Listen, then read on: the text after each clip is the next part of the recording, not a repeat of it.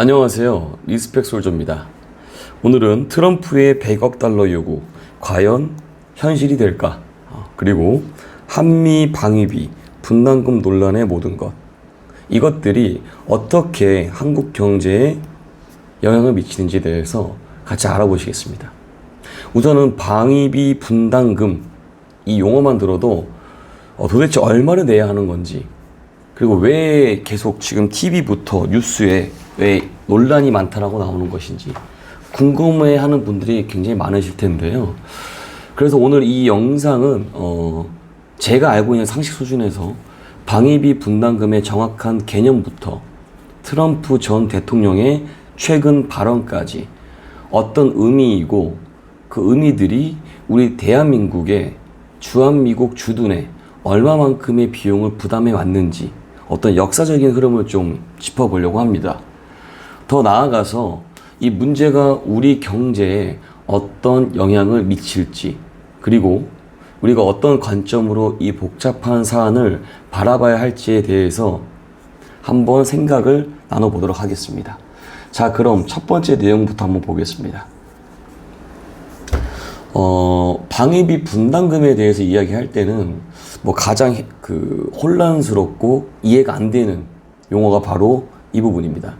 방위비 분담금이라는 용어가 사실 두 가지 의미로 사용되고 있습니다. 일단 첫째는 여러분 알아두셔야 되는 게 협의의 분담금입니다. 협의의 분담금. 이것은 우리가 언론에서 가장 자주 접하는 방위비 분담 특별협정입니다. 이것의 특별협정에 의해서 결정되는 금액을 말하는데요. 이 협정은 주한미군 주둔군 지휘협정인 것입니다. 이거를 근거를 두고 있고 소파협정이라고 하죠. 여기에서는 한국이 주한미군에게 시설과 구역을 제공해주고 하는 거에 있어서 일부, 좀 보시면은 일부 인건비를 제외한 비인적 주둔 비용을 일부 한국이 부담해야 된다는 것입니다. 이 특별협정은 보통 1년에서 5년 주기로 한미 양국 간 협상을 통해서 분담액이 결정이 되는 것입니다. 근데 여기서 가장 중요한 것은 이 분담금은 주한미군 병사들의 월급 그리고 어떤 인건비들을 제외한 주둔 비용 중 일부를 한국이 분담을 한다는 것이고요. 두 번째는 광의의 분담입니다. 앞서 말씀드린 특별협정에 의한 분담금을 포함해서, 이거 불렀습니다. 위에 있는 것들이. 포함해서 한국이 주한미국 주둔에 제공하는 모든 직접과 간접적인 지원을 다 해준다는 겁니다. 즉, 총망라하는 개념이죠. 예를 들어 미군 부대가 사용하는 토지를 무상으로 제공하거나 각종 세금을 감면해주고 카투사라 같은 어떤 병력을 파견하는 것 등이 모두 여기에 해당됩니다. 즉, 우리가 언론에서 보는 협상 금액은 협의의 분담금이고, 이 1번이에요, 1번 여러분들. 한국이 부담하는 총 비용은 2번입니다. 좀 헷갈리시죠? 이런 것들. 자, 그래서 광해 분담금으로 훨씬 더 이게 더 크다는 비용이라는 겁니다. 이 둘은 명확히 구분하고 이해를 해야지 다음 페이지부터 하시면서 좀 이렇게 이해가 되실 겁니다. 다음. 그렇다면 한국은 왜 주한미군 주둔 비용을 분담하기 시작했냐? 그 배경을 알면 현재 트럼프 이 대통령의 발언이 왜 나온지도 이해할 수 있을 겁니다. 이제 근거는 소파 협정 제5조입니다. 원래는 우리가 주한미군에게 시설과 구역을 모두 제공해야 했던 건 사실입니다. 그래서 이게 1991년 특별협정이 체결되기 전까지는 사실상 한국의 경제력이 이때는 미약했죠. 그래서 토지, 즉 어떤 구역을 무상으로 제공하고 필요한 시설은 제대로 제공하지는 못했습니다. 그래서 이런 상황 속에서 1980년대 이후에는 미국이 큰 변화를 갖고 오고 지속적인 무역 적자 그리고 국방비 삭감이라는 내부적인 문제가 이렇게 직면이 되면서 전 세계에 주둔하는 미군에 대해서 동맹국들의 재정 지원 확대를 적극적으로 요구하기 시작합니다. 그래서 이 트럼프 대통령이 더 내라 이 요구는 바로 이번에 아니라 이미 이전에 미국의 오래된 방위비 분담 정책의 연장선이라고 볼 수 있다는 것입니다. 그래서 결국에는 미국의 요구와 소파 5조 이행이라는 명분 하에 1991년부터 한미 방위비 분담 특별협정이 체결됐다는 것이죠. 그래서 이 협정은 그동안 우리가 거의 부담하지 않았던 비용들을 공식적으로 분담하기 시작했다는 의미를 갖고 있고 이 분담 금액은 매년마다 점진적으로 증가하는 양상을 보여왔습니다. 1991년 특별협정 체결 이후에 방위비 분담금이 실제로 어떻게 변화해 왔는지 한번 보실게요. 자, 보시게 되면 가장 먼저 눈에 띄는 건 1998년도입니다. 한국 정부가 우리 대한민국이 IMF라는 외환 위기를 겪었을 때 이 시기에는 경제적 어려움을 좀 당하다 보니까 당초에 3억 9,900만 달러로 예정되었던 이 분담금이 3억 1,400만 달러로 일시적으로 축소 조정을 한 거죠. 축소 조정. 쉽게 말씀을 깎아줬다는 겁니다. 이제 국가적 위기에 대해서 한미 양국의 어떤 이해관계가 그리고 반영된 결과로 볼 수 있다는 것이죠. 그리고 2005년도부터 6년도까지는 방위비 분담금이 6,804억 원으로 동결됐습니다. 올랐죠. 점진적으로 증가했다는 거예요. 그간에 이 방식이 2년간 인상률을 동결하기로 합의했기 때문입니다. 그리고 이 시기에 중요한 변화가 하나 더 있었는데 바로 이때부터 방위비 분담 금액을 전액 원화로 지급하기 시작했다는 점입니다. 자, 2007년도부터 2013년도까지 2009년에 보시면 2009년에 7,600억으로 결정이 됐어요. 2009년에. 그리고 매년 매 해별로 소비자 물가 지수를 반영해서 이 분담금을 결정하는 방식으로 바뀌었습니다. 물가 지수로 반영한다. 계속 바뀌고 있는 거예요. 지금 어떻게 보면. 가장 중요한 변화 중 하나는 2014년도부터 2018년도까지의 어떤 협정이죠. 왜냐하면 9,200억 원으로 결정됐습니다. 그러니까 매년 전전년도 소비자 물가 지수를 반영한 것은 동일했는데 여기서 연도별 상한선 4%를 넘지 않도록 합의했다는 게 저는 굉장히 중요하다고 생각합니다. 아무리 물가가 많이 올라도 인상률이 4%를 초과할 수는 없도록 한 것이죠. 특히 이 시기에는 우리 정부가 방위비 분담금 집행의 어떤 투명성 그리고 책임성을 강화하기 위해서 5개 분야의 포괄적인 제도 개선을 이끌어냈다는 점도 주목할 만한 사항입니다. 자, 그러면 트럼프 대통령의 100억 달러 요구 무엇이 문제냐 도대체 왜 현실성이 떨어지냐? 최근 트럼프 발언이 즉 13조 100억 달러 요구했어요. 13조 7천억 원입니다. 지금 기사 검색해 보셔도 많이 나오거든요.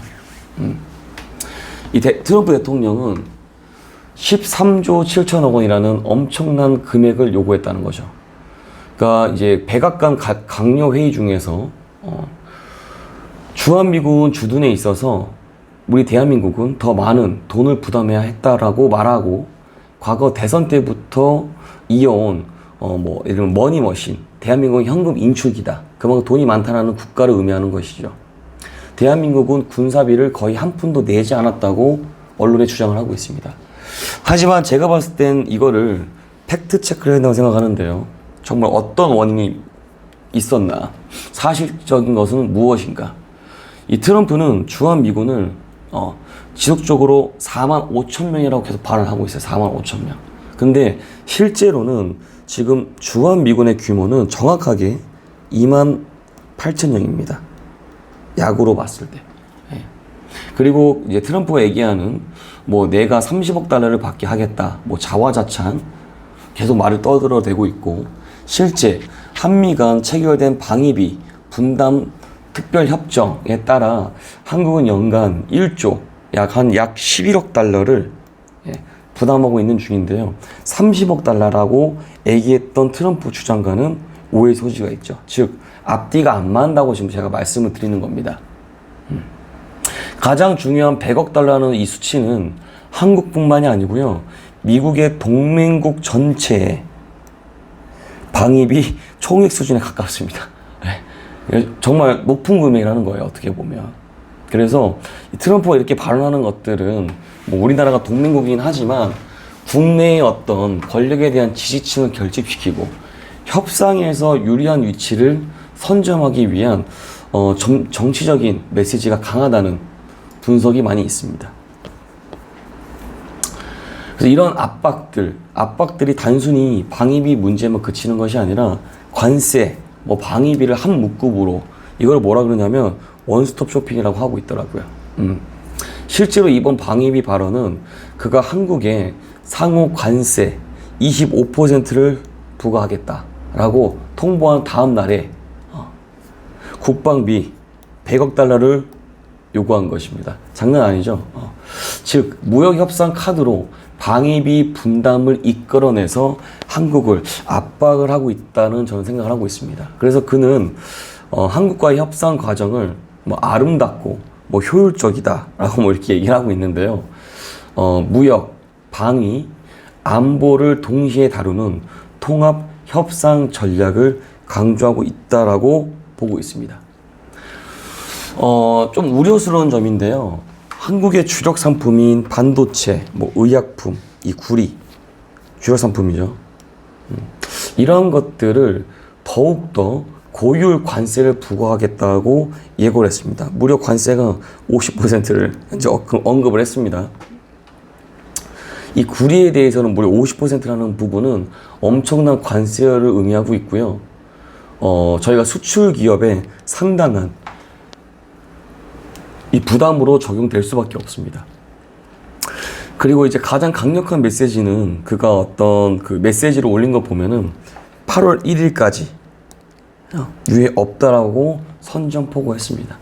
이 전날까지만 해도 이 유예 가능성을 시사했던 것과는 좀 달라진 태도인데요.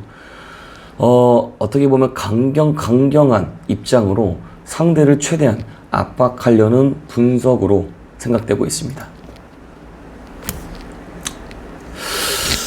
2019년도 이 특별협정 이 통해서 1조 389억 원 이 결정이 됐고, 이 협정에서는 현물 지원 체제를 강화하고 분담금 집행의 투명성, 뭐 책임성 강화 등이 있고요. 2021년도에서는 1조 389억 원을 소급하고, 그렇죠? 이렇게 결정을 했다는 것입니다. 주목할 점은 2022년도에 전년도 국방비 증가율을 반영했다는 것. 앞서 말씀드린 소비자 물가 지수로서. 향후 협상에서도 주한미군의 어떤 방위 기여도, 그리고 재정 부담 능력, 한반도 안보 상황, 주둔 여건 종합적으로 좀 고려해야 될 부분들이 많이 보이고 있습니다. 그래서 결론은 뭐냐? 100억 달러 요구는 사실상 현실성이 떨어진다. 현실성.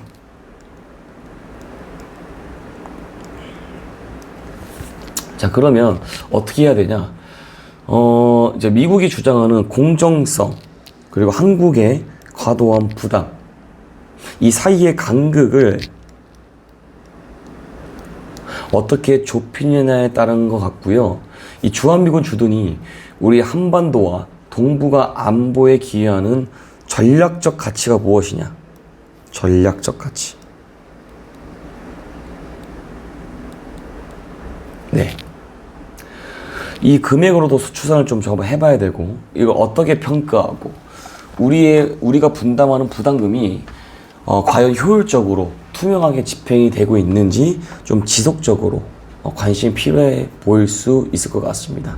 그래서 앞으로 우리 정부는, 그러니까 우리 국방은 냉철한 팩트 기반으로서 대응을 해야 한다고 생각을 하고 있고, 단순히 돈을 덜 내고 더 내는 문제가 제가 보기엔 중요한 게 아닌 것 같고요. 정말로 중요한 거는 미래 지향적 가치, 미래. 현재 한미훈련하고 있죠. 그리고 함정 만드는 것도 일본에도 지금 위탁 상상을 한다고 하고 있고, 이제 이런 쪽으로 저희 대한민국을 압박하고 있거든요. 이런 걸 봤을 때 어떤 실이익을 따랐을 때 우리 대한민국이 갖고 올 수 있는 건 무엇인지를 판단해야 한다는 것입니다. 자, 아무튼 이렇게 여러분한테 이렇게 좀 간략하게 좀 설명을 드렸는데, 오늘 영상이 유익하고 흥미로우셨다면 구독과 좋아요, 알림 설정 잊지 마시고요. 지속적으로 이런 군 관련된, 국방 관련된 내용을 영상으로 올려드리도록 하겠습니다. 이상 리스펙 솔저였습니다.